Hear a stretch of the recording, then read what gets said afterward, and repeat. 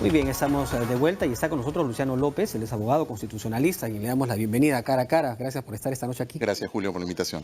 Bueno, la primera pregunta que quiero pedirte que nos expliques un poco a entender es esta denuncia que ha hecho el fiscal Domingo Pérez contra el fiscal de la Nación. ¿Cómo es el procedimiento y qué pasos siguen? ¿No? Porque es curioso, ¿no? Dice, se denuncia ante el fiscal de la Nación al que es el fiscal de la Nación. Bueno, Y es él el que tiene que tomar la decisión de qué hacer. es una situación bastante sui generis, pero es importante hacer mención de una cosa, Julio. Es la segunda denuncia, no es la primera. Recordemos que, si no me falla la memoria, creo que ha sido el 30 de agosto de este año, las fiscales Rocío Sánchez y Sandra Del Castro, Callao. las del Callao, que son las que destapan el caso Cuellos Blancos, ellas, recordemos que emiten un informe que elevan al fiscal de la Nación diciéndole, usted está comprendido en el caso Cuellos Blancos. Recordemos eso. Lo pone en la lista de los que están comprendidos y figura el nombre. ¿De acuerdo? Exactamente. Desde esa fecha, el fiscal de la Nación no ha hecho nada con esa noticia criminis, como le llamamos los abogados, esa noticia criminal. Él tendría que haberse inhibido y remitirlo, como sucedió con el caso del juez Inostroza, remitirlo al fiscal más antiguo, que en este caso, en esa situación, por ejemplo, sucedió con el fiscal Pablo Sánchez, que es más o menos lo que respondería a tu pregunta. ¿Cuál es el procedimiento? Es que tiene que seguir la misma ruta. Es decir, el fiscal Domingo Pérez lo que ha hecho es elevarlo a su jefe inmediato elevarlo al fiscal de la Nación, pero espero que no suceda lo mismo que con el caso de Rocío Sánchez y Sandra Castro. Es decir, no deben encarpetar esa denuncia, porque eso es lo que ha pasado con el informe de las fiscales del Callao. Ahora, el fiscal de la Nación dice que él se ha excusado en el caso de César Inostroza.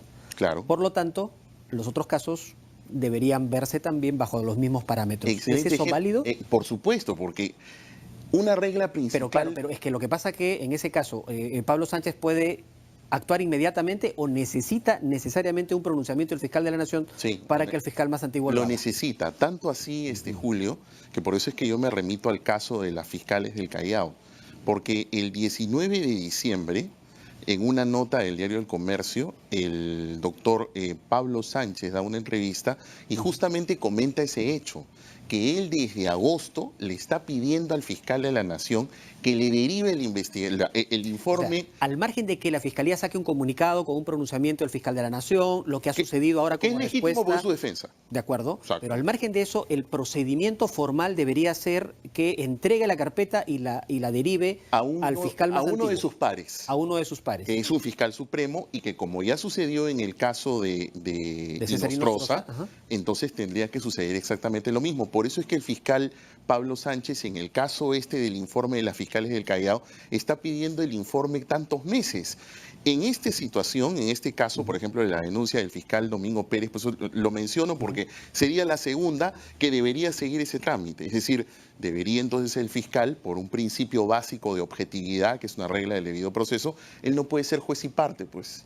Ni lo puede encarpetar, ni lo puede archivar, no puede decir nada sobre eso. Entonces está obligado a hacerlo. Estaría obligado a hacerlo. Si se demora en el plazo, ¿podría darle la razón a la argumentación de esta segunda denuncia de Domingo Pérez? Bueno, indudablemente, ¿no? Porque más bien estaría sumando puntos para lo que es un encubrimiento real o personal, que dicho sea de paso, entrando al fondo del asunto, me llama la atención en ese comunicado, ¿no? Porque el comunicado él dice, eso no es un encubrimiento real. Yo justamente lo comenté en un tuit, pero sí hay una sentencia de la Corte Suprema del año 2017 que dice que cualquier tipo de impedimento o obstrucción, justamente es una sentencia sobre el caso de un fiscal de Huánuco, ¿no?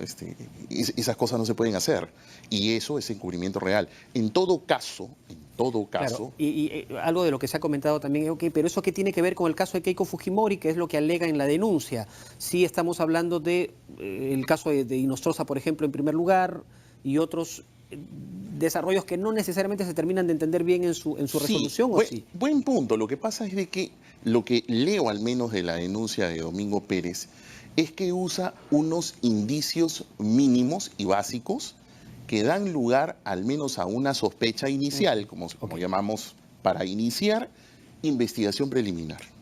Que no es su competencia además. Que no es su competencia y que por eso te digo, lo que tendría que hacer es de llevarlo a un par, para que uno de sus pares pueda entonces iniciar unas diligencias preliminares. Ahora, también lo puede este par, por ejemplo, supongamos que entra en razón toma la decisión transparente y correcta de derivar el caso. El fiscal Sánchez tendría dos opciones, respondiendo a una de las preguntas que mencionabas. ¿Cuál es la ruta? Tiene dos opciones. O denuncia constitucionalmente ante el Parlamento, o cumple una sentencia del Tribunal Constitucional que dice que puede iniciar diligencias preliminares, que en mi concepto es lo que debería ocurrir. Claro. Porque lo que ha planteado Domingo Pérez... Como consecuencia de esta investigación preliminar, de estas diligencias preliminares, podría determinar si cabe o no la denuncia constitucional, o podría archivarlo también. Por supuesto, pero es que esa es la lógica de una diligencia preliminar. Por eso es que creo que es lo más atinado hacer algo así. Ahora, ¿por qué? Porque lo que ha planteado Domingo Pérez, a propósito del caso Keiko Fujimori, son unos indicios mínimos. ¿Cuáles? Un colaborador eficaz que los indica que él está siendo beneficiado por Fuerza Popular. Las comunicaciones el SAT, la botica, los oficios remitidos pidiéndole información, pese a que él sabe que hay una prohibición legal, porque nos guste o no nos guste, la ley procesal penal dice que ese convenio es reservado. Dice que solamente puede conocerlo el fiscal que negocia, la parte agraviada, que en este caso es el procurador, y los investigados. ¿No puede pedir informes por casos en particular como parte de sus funciones? Lo que sucede, ahí también hay un tema, ¿no? Ahí hay un tema legal que en todo caso creo que podría haberse afinado, quizá dictar una resolución para casos generales, ¿no? ¿Por qué? Porque si tú lo haces para una situación particular, en el contexto muy sui generis en el que se encuentra este fiscal de la Nación, que al menos yo no tengo, mira, yo tengo 23 años en el ejercicio, no recuerdo un caso, salvo la época del Fujimorato, ¿no? No recuerdo un caso de un fiscal de la Nación cuestionado, que se le haya sindicado que es miembro de una organización criminal. O sea, por eso mencionaba lo del caso de los cuellos blancos, no es poca cosa. Entonces, en ese contexto, por eso es lo que me parece lo más atinado, es que si él entra en razón, deriva, lo que debería hacer el fiscal Sánchez es iniciar diligencias preliminares. Es lo más sano. Además, porque si él denuncia constitucionalmente, bueno, ya sabemos qué va a pasar en el Parlamento. El presidente de la Subcomisión de Acusaciones Constitucionales ya ha venido diciendo de que ese es otro escenario. Es otro escenario. Pero nos daría la tranquilidad a todos de que Pablo Sánchez haga estas indagaciones preliminares. En realidad, hubiera sido, sea Pablo Sánchez que ya previno, o sea un fiscal supremo, o sea, lo adecuado, lo ideal, lo jurídicamente correcto, es de que, me parece, inicie diligencias preliminares, porque como tú bien comentabas, puede ser de que lo de que recabe diga, oye, en realidad esta sospecha inicial no ha calado, no ha tenido mayor fundamento, y entonces archivo. O puede ser que madure, encuentre más situaciones y entonces diga, oye, acá hay mérito para una denuncia constitucional. Hay elementos más contundentes para poder... Es lo más lógico. Y allí, por eso es que el día de hoy, por ejemplo, en la mañana, escuché a algunos congresistas de esta nueva bancada, que es la bancada liberal, que mencionaban que ellos iban a hacer suya la denuncia del fiscal José Domingo Pérez. ¿Y eso se puede hacer?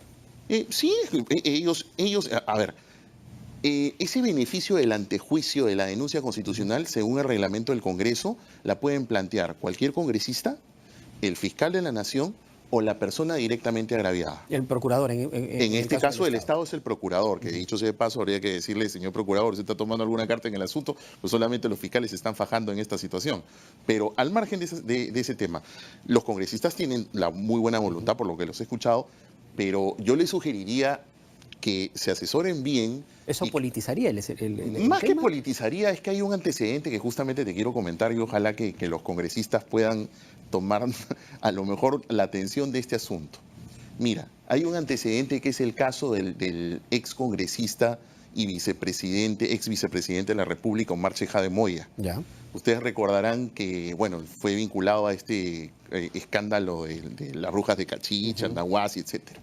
Que su hermano terminó preso como consecuencia Exactamente. de eso, ¿no? Cuando sucedió ese escándalo, el señor era congresista de la República, era ex vicepresidente, y entonces la Fiscalía de la Nación de oficio le inició diligencias preliminares, porque recuerda que él tenía beneficio del antejuicio. Cumpliendo esta sentencia del Tribunal Constitucional, inició diligencias preliminares de oficio. El fiscal de la Nación en ese momento era José Antonio Peláez Bardales. Y paralelamente, los congresistas de la República plantearon una denuncia constitucional ante la Subcomisión de Acusaciones Constitucionales. Las diligencias preliminares avanzaron, Ya. pero como se planteó una denuncia constitucional, el fiscal Peláez Bardales, correctamente, porque jurídicamente era correcto, tuvo que suspender las diligencias preliminares, pues no es Hasta que se agote. Claro, porque el fuero lo tiene el Parlamento. Entonces tuvo que suspender, sacar una resolución de Fiscalía de la Nación diciendo, como la Constitución dice que ellos tienen fuero, y ya la Subcomisión de Acusaciones Constitucionales ha conocido unas denuncias, todo lo actuado yo lo tengo que suspender. Suspendió y remitió todo lo actuado al Parlamento. Ahora, tomemos ese antecedente para los tiempos de hoy.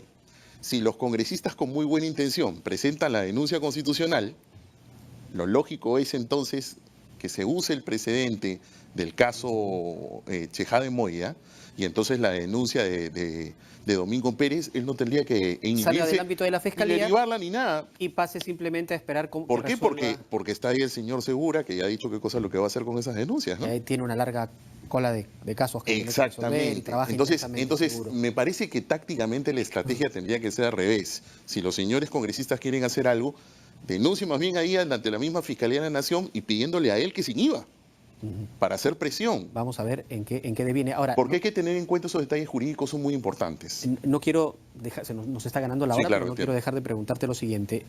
Ha habido una denuncia también, o en realidad un pedido de garantías o de mayor seguridad que ha hecho el fiscal Domingo Pérez al el fiscal superior Rafael Vela. ¿Cuál es el procedimiento a seguir? Porque al parecer Rafael Vela se ha comunicado con el ministro del Interior solicitando estas medidas de seguridad. ¿El camino no debió ser a través del fiscal de la Nación? Podría haberlo hecho, sí, también. Como que también lo puede hacer a través de su jefe inmediato. En todo caso, estamos en una situación bastante sui generis, Julio. Es algo que creo que no se veía desde la época del Fujimorato, desde la época de Blancanelli y Alcolán. Es una situación muy, muy delicada y que se agudiza por el hecho de que no tenemos Junta Nacional de Justicia, que es la que ha reemplazado al Consejo Nacional de la Magistratura. Ahora, ¿esta Junta Nacional de Justicia resolverá el tema en corto plazo? Es que ¿sabes cuál es el gran problema, Julio? Que como es un nuevo órgano constitucional, de acuerdo con la Constitución se tiene que aprobar una ley orgánica. Y esa ley orgánica, por más que corran, yo no creo que la tengan sino hasta abril, y corriendo.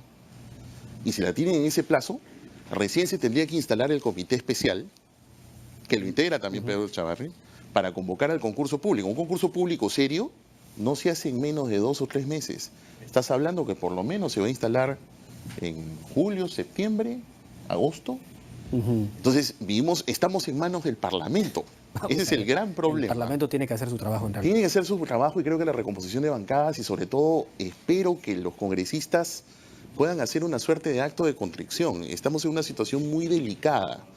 Institucionalmente, una democracia no puede funcionar sin el principal órgano, que es el Ministerio Público. No, es decir, la situación que tenemos hoy, en este momento, en el sistema de justicia, es terrible. Es crítica. Es complicadísimo.